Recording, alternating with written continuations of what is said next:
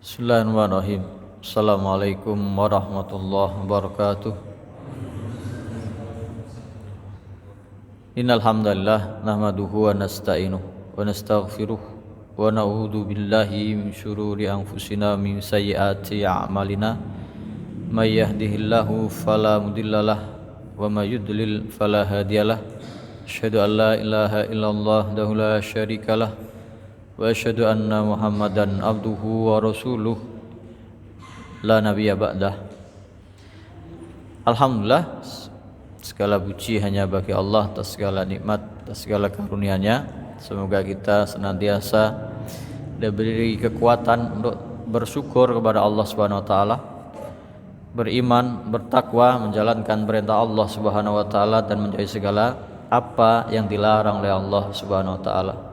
Semoga amal ibadah kita diterima di sisinya, menjadi bekal kita untuk menghadap kelak di hari kiamat. Amin ya rabbal alamin. Salawat dan salam kita sampaikan kepada Nabi kita Muhammad sallallahu alaihi wasallam. Semoga kita menjadi umat yang setia untuk menjalani, melestarikan, memegang teguh sunnah-sunnahnya, mentauladani beliau, mengambil pelajaran dan mengikuti apa-apa yang telah diperintahkan oleh Nabi kita Muhammad sallallahu alaihi wasallam. Semoga kita mendapat syafaatnya kelak di hari kiamat. Amin ya rabbal alamin. Alhamdulillah, kemarin kita membahas salah satu celah yang dimanfaatkan oleh setan, oleh iblis untuk menggoda manusia adalah emosi, perasaan amarah, nafsu amarah yang menjadikan setan menjerumuskan manusia ke dalam angkara murka, ke dalam kemaksiatan, ke dalam perbuatan yang tidak diridhai oleh Allah Subhanahu wa taala. Berikutnya kita akan mengambil satu surat, tapi tidak semuanya, yaitu surat Al-Hujurat. Di dalam surat Al-Hujurat ini isinya secara global adalah adab-adab, akhlak-akhlak yang diajarkan di dalam Al-Quran yang menjaga manusia untuk saling tolong-menolong, saling menghormati, saling membantu dan mengikuti petunjuk dari Allah dan Rasul-Nya. Disebut Al-Hujurat jama' dari hujrah. Hujrah yaitu kamar. Hujurat berarti kamar-kamar, yaitu rumah-rumah istri Nabi Muhammad SAW yang berada di dekat Masjid Nabawi. Karena dari asbab nuzulnya ada rombongan yang datang, karena surat ini Madaniyah, diturunkan di periode Madinah. Ada yang mengatakan tahun 9 Hijriah. Tahun 9 Hijriah itu sudah Fathu Makkah, Islam sudah kuat. Maka datanglah kalau dalam surat Idza jaa nasrullahi wal fath wa ra'aitan nasa yadkhuluna fi dinillahi afwaja. Idza jaa nasrullahi wal fath, ketika datang pertolongan dari Allah dan kemenangan. Wa ra'aitan nasa yadkhuluna fi dinillahi afwaja, dan kalian melihat orang-orang manusia berbondong-bondong masuk agama Allah. Nah, rombongan-rombongan. Nah, ini dalam surat Al-Hujurat ini, karena sudah di tahun 9, sudah Fathu Makkah, Islam sudah menang, datanglah satu rombongan dari Bani Tamim. Nah, mereka ini punya pemimpin. Karena orang, ya mungkin sebagian orang Arab itu kurang dalam adat sopan santun, tata krama. Begitu datang, mereka tidak mendapati Nabi Muhammad SAW di Masjid Nabawi. Maka mereka memanggil Nabi Muhammad SAW, "Wahai Muhammad, keluar. Ya Muhammad, keluar." Nah, di depan rumah-rumah Nabi, rumah istri-istri Nabi. Jadi dipanggil kayak kita anak kecil di sini manggil temennya. wahai fulan keluar gini. Nah, sesuatu yang tidak pantas terhadap Nabi Muhammad SAW. Padahal rumah-rumah Nabi ini sangat sederhana dan diabadikan. Tempat yang istimewa ini dijadikan nama surat di dalam Al-Quran. Rumah yang sangat sederhana, ukurannya mungkin tidak lebih dari 4x5 atau 4x6 meter saja, sehingga kamar-kamarnya sangat sederhana, mungkin bisa dikatakan sempit. Bahkan Nabi Muhammad SAW ketika qiyamul lail di salah satu rumah istrinya, di rumah Aisyah radhiyallahu anha misalnya, Nabi kalau qiyamul lail salat tahajud di rumahnya, ketika mau sujud harus menyingkirkan kakinya Aisyah radhiyallahu anha, karena enggak cukup untuk sujud, harus menyentuh kakinya Aisyah radhiyallahu anha. Maka Aisyah melipat kakinya kalau Nabi mau sujud. Demikian juga ada salah satu istri Nabi Muhammad SAW, Saudah, yang berbadan agak tinggi, besar, gemuk. Kalau Nabi Muhammad SAW qiyamul lail, dia makmum di belakangnya. Wong tadi Nabi sholat sendiri saja, kalau mau sujud harus menyingkirkan kaki Aisyah radhiyallahu anha, diangkat atau dilipat supaya tidak menabraknya. Nah ini ketika Nabi Muhammad SAW sholat tahajud, istrinya Saudah ini makmum di belakangnya, badannya tinggi besar, dan rumah-rumah Nabi Muhammad SAW ya itu tadi kecil, sempit, dan bukan atau tidak tinggi. Jadi kalau sahabat menggambarkan rumah-rumah istri Nabi itu kalau diraih dengan tangan, atapnya itu nyampe. Maka Saudah ini makmum kepada Nabi Muhammad SAW ketika qiyamul lail. Besok paginya dia menceritakan, ya Rasulullah, gara-gara saya makmum kepadamu, gigi saya, hidung saya ini pesek jadinya. Kenapa? Karena mentok. Hidungnya nabrak bagian belakang tubuh Nabi Muhammad SAW, saking tidak cukupnya. Nah inilah rumah yang istimewa ini, lahirlah keluarga-keluarga yang sangat mulia, Nabi Muhammad SAW dan istri-istrinya. Maka ayat yang pertama kita hanya akan membahas 5 ayat saja dari surat Al-Hujurat ini, yang diawali dengan ya ayyuhalladzina amanu. Jadi ada 5 ayat dari surat Al-Hujurat yang diawali dengan ya ayyuhalladzina amanu, dan isinya adalah semua peringatan, larangan kepada umat Islam terhadap akhlak-akhlak yang tidak terpuji.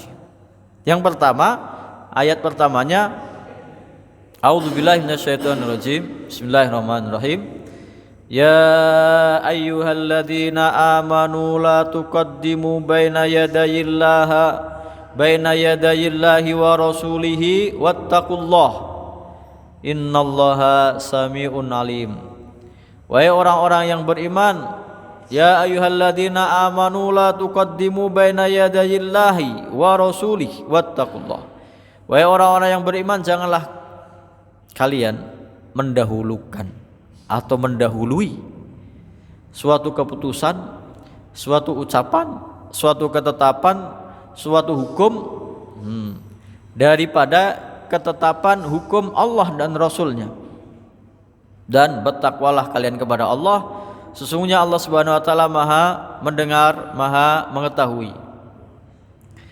Sebab nuzulnya ayat ini tadi, Bani Tamim datang menghadap karena sudah tahun kemenangan, maka kabilah-kabilah dari sekeliling Madinah ini menghadap Rasulullah SAW sebagai utusan untuk menyatakan keislamannya, pengen belajar Islam.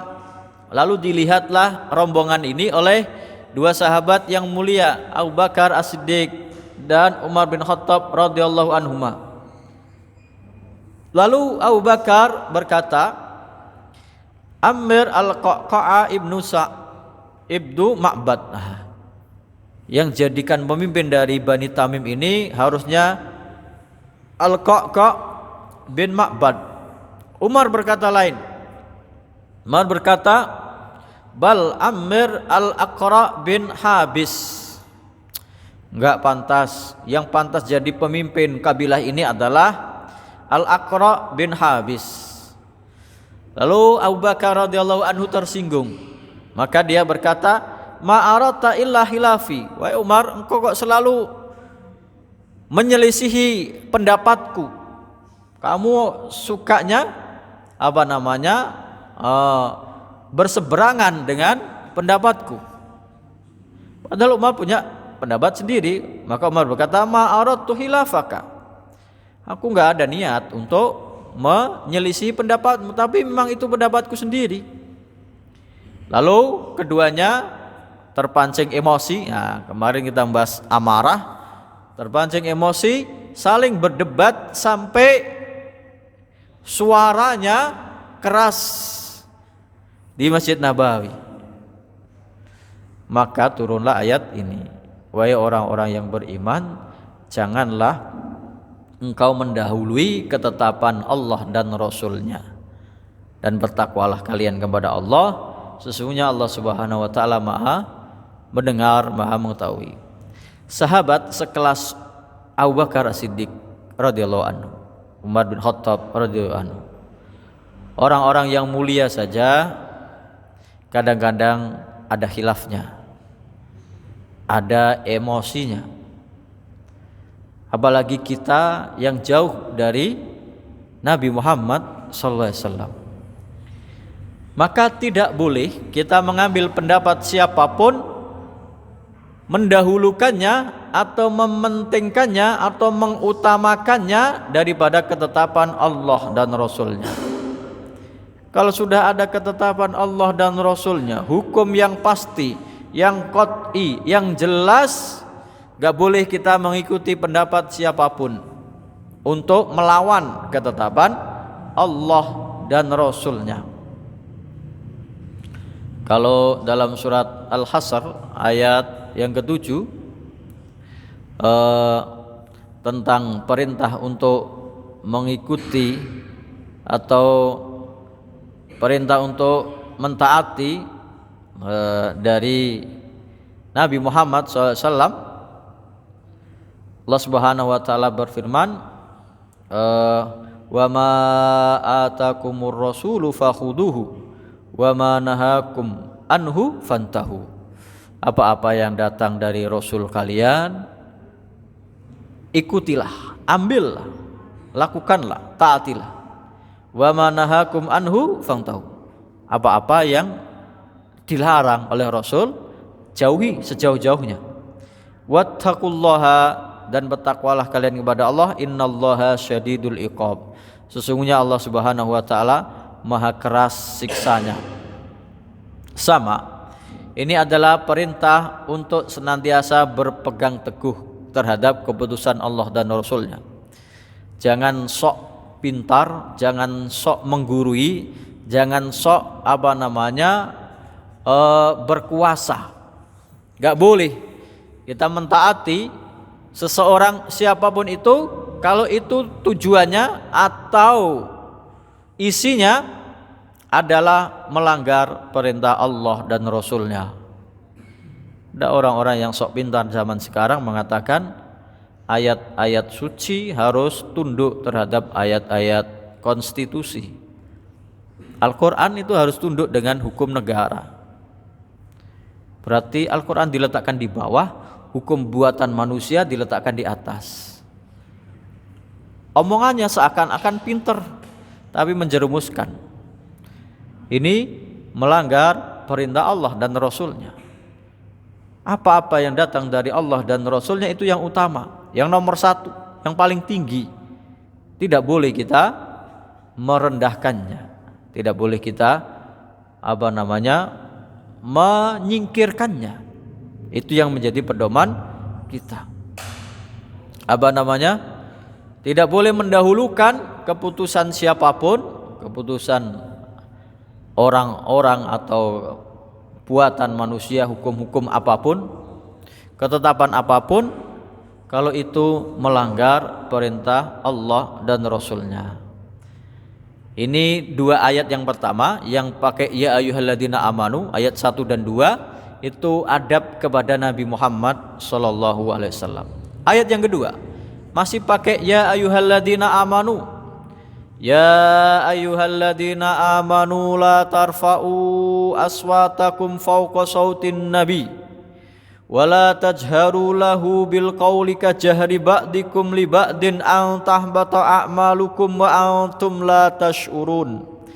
Wahai orang-orang yang beriman, lagi-lagi 5 ayat ini di dalam surat Al-Hujurat diawali dengan ya ayyuhalladzina amanu, wahai orang-orang yang beriman. Yang dipanggil, yang diseru adalah keimanan seseorang. Buktinya kamu sebagai orang yang beriman taat kepada 5 seruan ini. Ayat yang kedua, ya ayyuhalladzina amanu la tarfa'u aswatakum fawqa sautin nabi. Wahai orang-orang yang beriman, janganlah kalian meninggikan suara kalian melebihi suara Nabi Muhammad SAW. Wala tajharu lahu bil qaul, jangan keras-keras teriak-teriak kalau berbicara kepada Nabi Muhammad SAW. Kajahri ba'dikum li ba'din, sebagaimana kalau kamu ngobrol berbicara sebagian dengan sebagian yang lain. Mungkin kita berbicara kepada sesama teman, kepada teman kerja atau tetangga, kadang ngobrol dengan suara yang keras kayak bentak-bentak. Kalau kepada Nabi sama sekali tidak diperbolehkan. Resikonya apa? Antah bata'a malukum wa antum la tash'urun.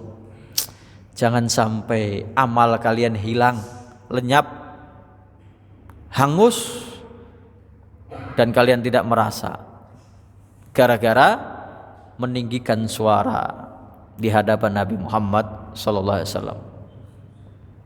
Nah, ini tadi yang ayat pertama, karena ada 2 orang yang ini sahabat mulia, Abu Bakar radhiyallahu anhu, Umar bin Khattab radhiyallahu anhu. Hanya berpendapat sedikit saja tidak boleh kalau itu ada keputusan Allah dan Rasulnya. Beda kalau tidak ada. Maka Nabi Muhammad sallallahu alaihi wasallam itu mengetes Mu'ad bin Jabal radhiyallahu anhu ketika dia diutus kepada orang-orang Yaman untuk berdakwah di sana, untuk berdakwah di Yaman, mengajari mereka syariat Islam. Maka Nabi Muhammad SAW bertanya, wahai Mu'ad, apa yang kamu lakukan kalau mengajak manusia? Nabi Muhammad SAW bersabda, atau apa yang kamu jadikan patokan hukum? Bima tahkum, wahai Mu'ad, apa yang akan kamu putuskan kalau menghadapi masalah di medan dakwah, mengajak manusia kepada kebenaran? Maka Mu'ad bin Jabal berkata, bi kitabillahi ta'ala, saya pasti akan menetapkan hukum sesuai dengan Al-Quran, dengan kitabullah. Maka Nabi bertanya, qala fa in lam tajid, kalau enggak ada di dalam ayat, enggak ada dalilnya dari ayat Al-Quran, kamu pakai apa memutuskan? Qala, maka Mu'ad bin Jabal berkata, bi sunnati Rasulillah SAW. Kalau enggak ada di ayat Al-Quran, saya pakai hadis Nabi. Hadis Nabi Muhammad SAW. Lalu Nabi bertanya lagi, fa in lam tajid, kalau enggak ada di ayat, enggak ada dalilnya, enggak ada juga di dalam hadis Nabi Muhammad SAW, apa yang akan kamu putuskan? Qala ajtahidu ra'yi, baru saya akan berijtihad dengan kemampuanku, pikiranku, pandanganku. Maka fadaraba fi sodri. Nabi menepuk-nepuk dadanya, dada Mu'adz bin Jabal. Lalu bersabda, wa qala alhamdulillahilladzi waffaqa rasulillah lima yardo Rasulullah. Alhamdulillah, kepada segala puji hanya bagi Allah yang telah memberikan taufik, hidayah, petunjuk, kebenaran Rasulah, utusan Rasulillah, utusannya Rasulullah, yaitu Mu'adz bin Jabal, dikirim ke Yaman. Bahkan ketika dikirim ini sudah di akhir-akhir ini tahun 9, Nabi Muhammad bersabda, wahai Mu'adz, mungkin engkau kalau balik lagi ke Madinah sudah gak ketemu aku lagi, karena ketika Mu'adz pulang ke Madinah Nabi sudah wafat. Nah, maka Nabi bersabda tadi, segala puji hanya bagi Allah yang telah memberikan taufik, hidayah, petunjuk kepada utusannya Rasulullah SAW, yang sesuai, yang diridhoi oleh Rasulullah SAW. Ini ayat yang pertama. Nah, ayat yang kedua tadi, orang-orang dari Bani Taim ini karena dari kabilah Arab yang enggak tahu sopan santun, ketika sampai di Madinah memanggil Nabi Muhammad SAW dari depan rumahnya. Wahai Muhammad, keluarlah, kami mau bertemu. Wahai Muhammad, keluarlah. Kayak anak kecil di kita manggil temannya, wahai fulan, ayo main. Nah, teriak-teriak. Maka dilarang.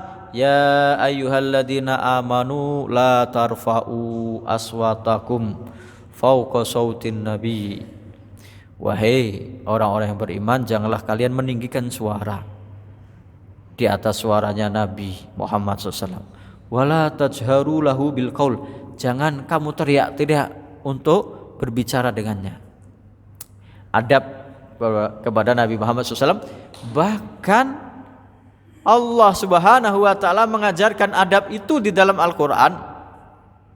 Kalau nabi dan rasul yang lampau, yang dulu itu dipanggil oleh Allah Subhanahu wa ta'ala dengan namanya, ya Nuh, wahai Nuh, sesungguhnya anakmu itu bukan keluargamu, karena dia tidak beriman ketika anaknya mau tenggelam, tidak ikut perahunya Nabi Nuh. Ya Isa, a'anta qulta linnas, apakah engkau mengatakan kepada manusia untuk menyembahmu dan ibumu? Dipanggilnya dengan apa namanya? Ya Musa, wahai Musa, terimalah mukjizat dari Allah ini. Dan seluruh nabi-nabi yang lain, ya Adam uskun anta wa zaujukal jannah, wahai Adam, tinggallah kamu dan istrimu di surga. Semuanya dipanggil dengan namanya. Tapi Nabi Muhammad SAW, ya ayyuhan nabiyyu, ya ayyuhar rasul, ya ayyuhal muddassir, ya ayyuhal muzammil. Tidak dengan namanya. Allah saja memanggil Nabi Muhammad SAW ketika panggilan pakai kedudukannya sebagai nabi, sebagai rasul. Apalagi kita umatnya tidak boleh manggil wahai Muhammad keluarlah, enggak boleh. Ya ayuhan nabiyyu, ya ayuhar rasul. Mengeraskan suara kepada Nabi Muhammad SAW saja tidak boleh. Dan ini ada yang mengaitkan, kalau kita mendengar hadis Nabi, diam, dengarkan dengan baik. Kalau Al-Quran jelas, kalau dibacakan Al-Quran, wa idza quri'al Qur'anu fastami'u lahu wa ansitu. Kalau dibacakan Al-Quran, dengarkan, diam, la'allakum turhamun, supaya kalian mendapat rahmat dari Allah Subhanahu wa taala. Kalau Al-Quran kalamullah, walaupun disampaikan melalui Nabi Muhammad SAW. Nah, kalau ucapan Nabi, kalau disampaikan, diamlah, jangan bersuara dengan keras. Di zaman Umar bin Khattab ada dua orang dari jauh, misalnya pendatang, bertengkar di masjid Nabi Muhammad SAW. Berarti Abu Bakar sudah wafat, Nabi Muhammad SAW sudah meninggal dunia, sudah wafat. Kan dikuburnya di sebelahnya masjid, di hujrahnya Aisyah radhiyallahu anha. Lalu dua orang ini bertengkar di masjid, suaranya kencang. Lalu ditanya oleh Umar bin Khattab, kamu dari mana? Bukan orang sini pasti. Iya, kami dari tempat yang jauh. Bukan dari sekitar sini. Kalau kalian itu orang sini, sudah aku pukulin. Kenapa? Kamu mengeraskan suara di masjid Nabi, ada jasad Nabi di kubur Nabi dekat Masjid Nabawi. Mengeraskan suara saja tidak boleh. Apalagi menyelisihi hukum yang sudah ditetapkan oleh Nabi Muhammad SAW. Nabi sudah mencontohkan seperti ini. Ibadah ini aturannya begini, kamu bikin aturan sendiri, lebih parah lagi dari hanya mengeraskan suara di depan Nabi Muhammad SAW. Jangan kajahari ba'dikum li ba'din, seperti kalian saling ngobrol, bicara, teriak-teriak antara kalian sesama manusia biasa, mungkin seperti itu terjadi, tapi kalau bersama Nabi tidak boleh. Apa resikonya? Antahbata a'malukum wa antum la tash'urun. Kalau kalian seperti itu, jangan sampai sia-sia amal kalian, hilang, hangus gara-gara perbuatan itu. Mengeraskan suara saja di depan Nabi.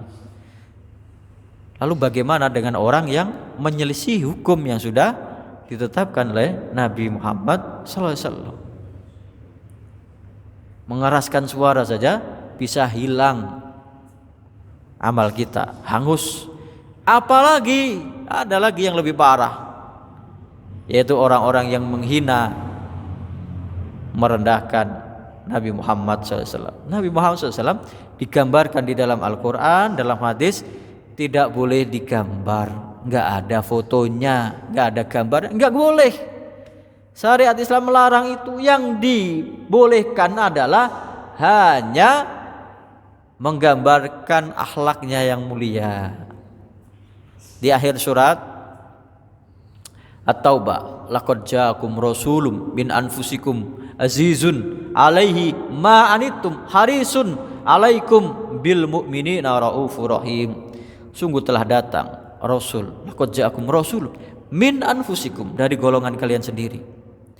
Azizun, sangat berat terasa olehnya, ma'anit, apa yang kalian rasakan. Nabi itu merasakan berat juga kalau umatnya dibebani hal-hal yang berat. Kasihan. Azizun alaihi ma'an harisun alaikum, sangat pengen semua manusia itu masuk Islam. Nabi itu sedih kalau hanya ada satu dari umat manusia itu kafir. Sangat sedih.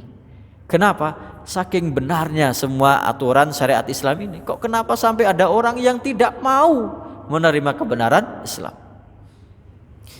Harisun alaikum bil mu'minina raufur rahim. Kalau terhadap orang yang beriman, penyayang, penyantun, pengasih. Itu sifat di antara sifat-sifat Nabi Muhammad SAW. Hanya boleh disifati saja. Ini adab kita kepada Nabi Muhammad SAW. Apalagi sampai melecehkan Nabi Muhammad SAW.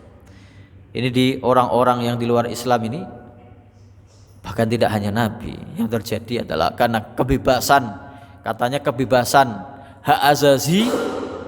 Ada orang menggambar kartun Nabi Muhammad SAW.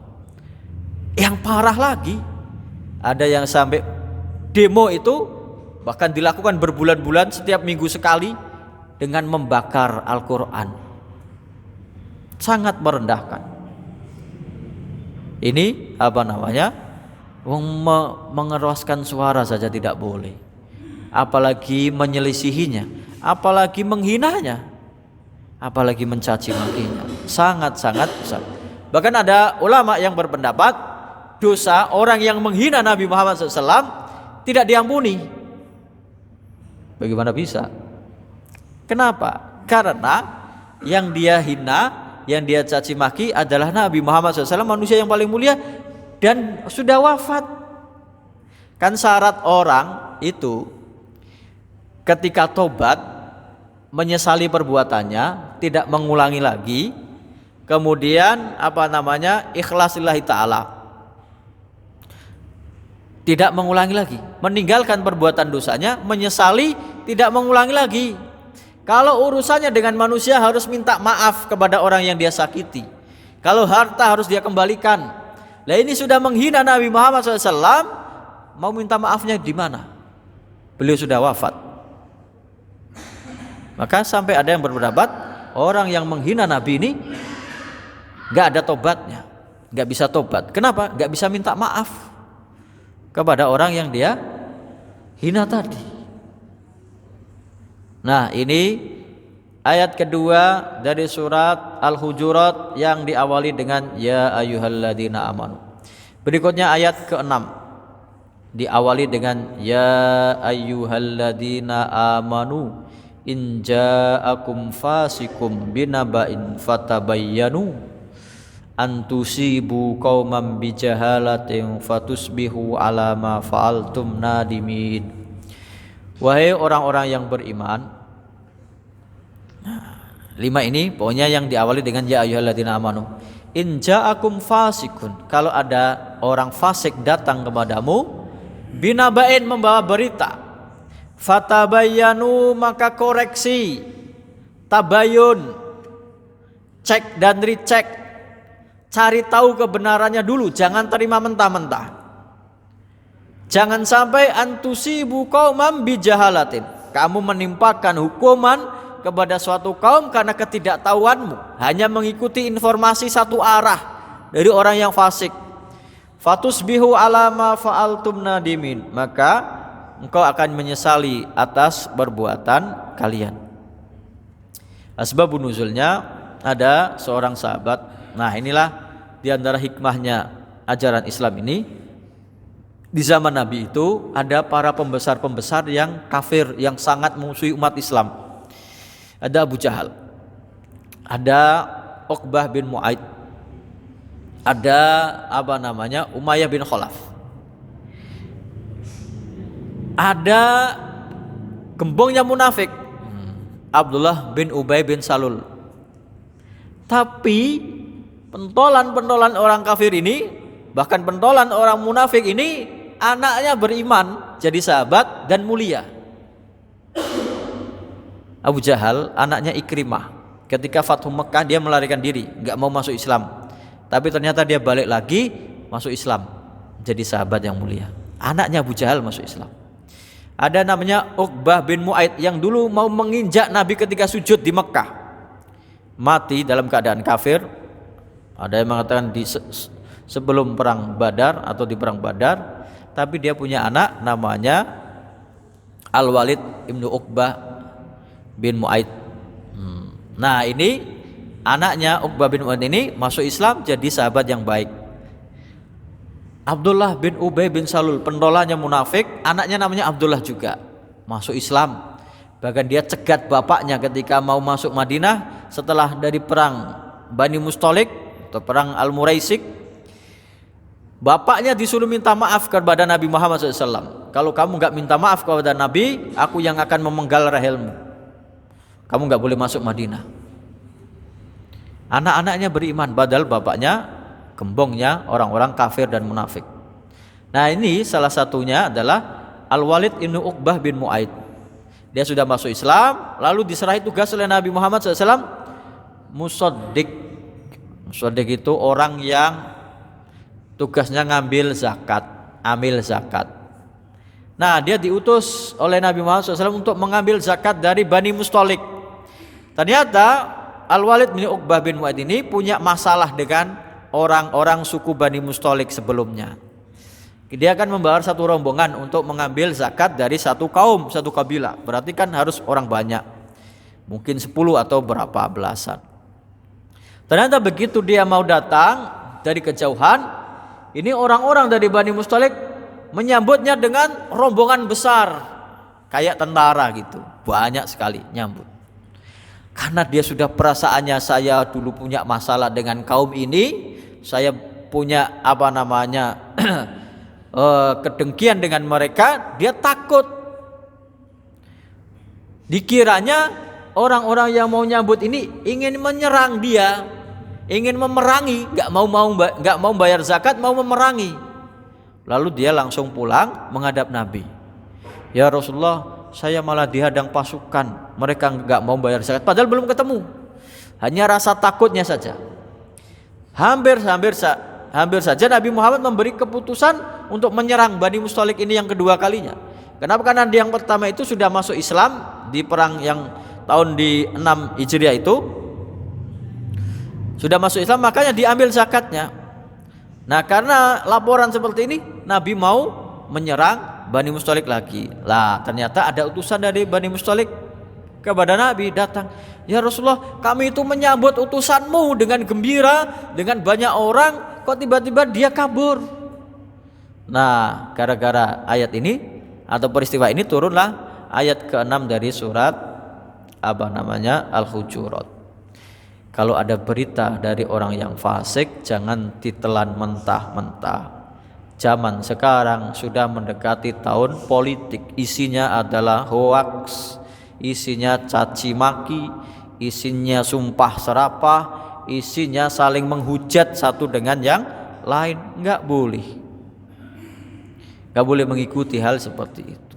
Nggak usah diurusin, nggak usah orang mereka juga rebutan sendiri. Ini pindah ke sini, ini pindah sini, lalu saling menjelekkan sendiri. Jangan ikut-ikutan terlibat dalam urusan yang kita bukan ahlinya. Kalau belum tabayun, belum dicek dan recheck dengan pasti, dengan jelas. Ini supaya tidak menimbulkan. Nah, ini kalau ini diterima dengan mentah-mentah, Nabi menyerang Bani Mustalik, nanti yang diserang sudah umat Islam, terjadi pembunuhan, sangat riskan, bahaya sangat besar.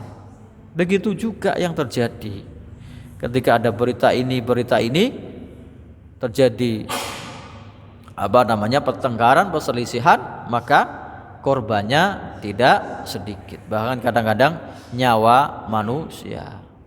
Berikutnya ayat yang ke berapa ini? 11 dan 12. Ini sudah 3 ayat, tinggal 2. Ayat yang ke-11, ya ayyuhalladzina amanu la yashar qaumun min qaumin asa an ayyakunu khairam minhum wala nisa'um min nisa'in asa ayyakunna khairam minhun wala talmizu anfusakum wala tanabazu bil alqab bi'salismul fusuku ba'dal iman wa man lam yatub faulaika humud dhalimun. Wahai orang-orang yang beriman, janganlah satu kaum merendahkan kaum yang lain.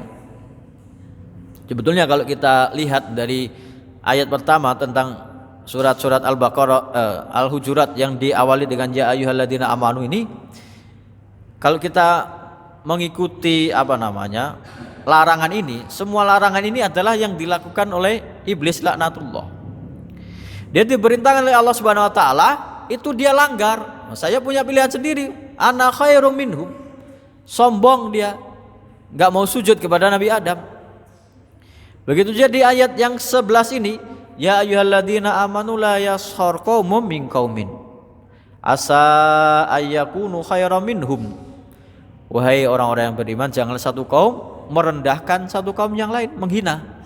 Kadang-kadang yang dihina justru lebih mulia, lebih baik daripada yang menghina. Wala nisa'un min nisa'in, dan para perempuan juga jangan saling menghina, mencela, mencaci perempuan yang lain. Asa ayyakunna khairam minhun. Kadang-kadang yang dicaci, yang dicela, yang dihina lebih mulia daripada yang menghina. Ini membuat masyarakat yang tenang, yang damai, yang tentram, mencegah perselisihan, jangan saling menghina. Nah, siapa yang punya kelakuan seperti ini yang paling awal? Ya iblis laknatullah. Ana khairum minhu khalaqtani min nar wa khalaqtahu min tin. Ketika disuruh sujud kepada Nabi Adam, dia mengatakan, saya yang lebih baik dari Adam, saya diciptakan dari api, dia dari tanah. Api lebih baik dari tanah. Berarti siapapun yang punya sifat seperti ini, mengikuti kelakuan iblis. Apapun itu. Oh, saya lebih pintar dari dia. Oh, saya orang Jawa berarti lebih baik daripada orang Papua. Itu memiliki sifat kesombongan yang tadi, merendahkan. Abu Dzar Al-Ghifari pernah ditegur oleh Nabi Muhammad SAW gara-gara berselisih dengan Bilal bin Rabah. Dia menyebut Bilal, kamu dasar anak orang hitam. Bilal mantan budak kulit hitam, gara-gara menyebut kamu dasar anak orang kulit hitam, ditegur, wahai Abu Dzar, kamu masih punya kelakuan seperti jahiliyah, ta'assub, fanatisme. Jangan seperti itu. Jangan suatu kaum memandang rendah kaum yang lain, perempuan menghina perempuan yang lain. Kadang-kadang yang dihina itu lebih mulia. Karena kemuliaan. Nah, nanti kan ini endingnya surat Al-Hujurat ini ayat 13. Ya ayuhan nas inna khalaqnakum min dzakari wa unsa wa ja'alnakum syu'uba wa qabaila lita'arafu inna akramakum indallahi atqakum. Yang paling mulia di sisi Allah adalah yang paling bertakwa. Wala talmizu anfusakum wala tanabazu bil alqab. Jangan kalian saling mencela, menyebut-nyebut dengan panggilan yang buruk. Bi'salismul fusuku ba'dal iman. Itulah seburuk-buruk panggilan setelah keimanan. Barang siapa yang tidak mau tobat, wa man lam yatub faulaika humudz dzalimun. Maka mereka itulah orang-orang yang zalim. Semoga Allah menjaga kita, keluarga kita, masyarakat kita dari kedengkian, dari kefasikan, dari akhlak-akhlak yang rendah, yang hina. Akhlak yang kita ikuti adalah sesuai tuntunan Al-Quran dan hadis Nabi Muhammad SAW. Mungkin ini yang bisa kita bahas. Kita tutup dengan doa kafaratul majelis. Subhanakallahumma bihamdika asyhadu an la ilaha illa anta astaghfiruka wa atubu ilaik. Assalamualaikum warahmatullahi wabarakatuh.